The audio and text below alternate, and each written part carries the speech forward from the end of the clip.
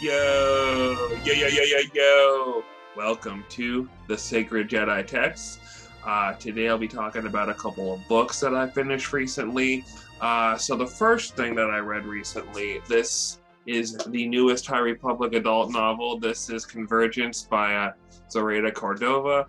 I actually dug this one quite a bit, but this one was pretty interesting. It kind of deals with the Forever War, a war between two planets that are kind of locked together, Irem and Irono. It's called the Forever War, but it's only been going on for like 5 years, but there have been many wars in the past. Very early on, these two planets were at peace. They share a moon. They hate each other so much that they even have different names for the moon. So this war's been going on for a while, and the Jedi are kind of going out with some Republic Pathfinders to render aid to those who have been hit hardest. One of the Jedi who is hanging out with this crew is Gela Natai. She's on the cover. Another character I thought was really interesting was Axel Greylark. He is the son of co-chancellor of the Republic, Greylark.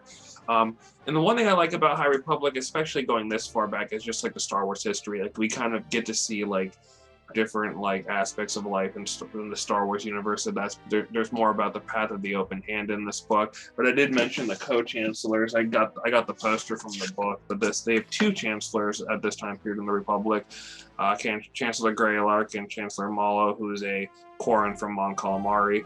But I kind of like what it sets up, because obviously with the path of the open hand, there's some connection between them and the Nihil. I'm sure we'll figure that out in the next adult book in High Republic or in a comic or something. But overall, I get why people might not like it. It is a little bit more slower paced than some of the other stories we've had. But if you stick through it to the end, it's definitely worth it. I think Axel Greylark is a very interesting character. I'm excited to see a lot more of what he is up to in the future, possibly. Yeah, I would check this one out.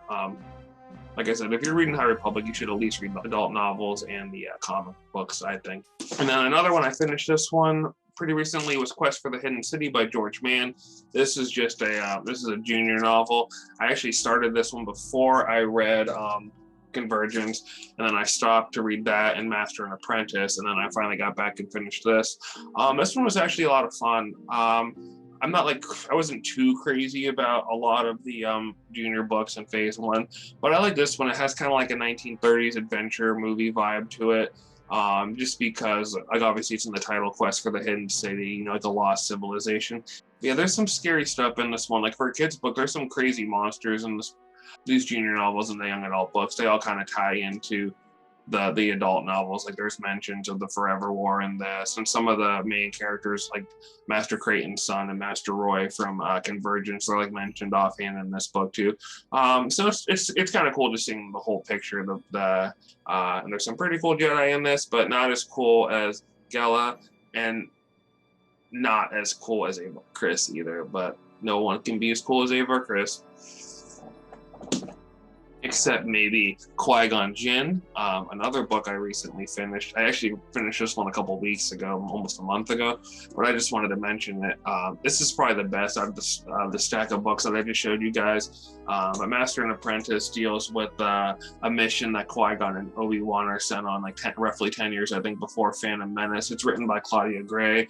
And without going too deep into the story, I just want to say, if you really like Qui-Gon, this is like an excellent prequel to like Phantom Menace.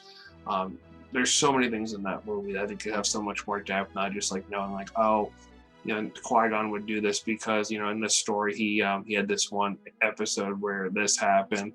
And, not even like specific things, just how Qui-Gon sees the world versus how like the Jedi Council sees the world.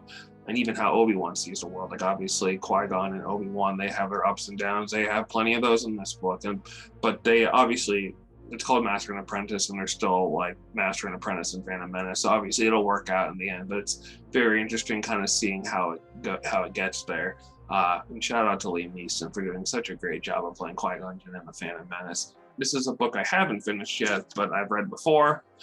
This is Betrayal, Legacy of the Force. I started this one yesterday. So there's really not a whole lot of High Republic like novels really coming out for a while. So it's going to be a little while. So I'm going to get caught up on some of my Legend stuff now. Legacy of the Force is like 9 books, but I've read all of these before. I'm sure I'll get through like a hell of a heck of a lot quicker than I did with like New Jedi Order. So I'll be keeping up with this stuff. There's a ton of comic books coming out on December 28th, so I will definitely be doing a video probably the week after on all the stuff I read that came out that day. But I just wanted to update on what I had read and what I thought of it.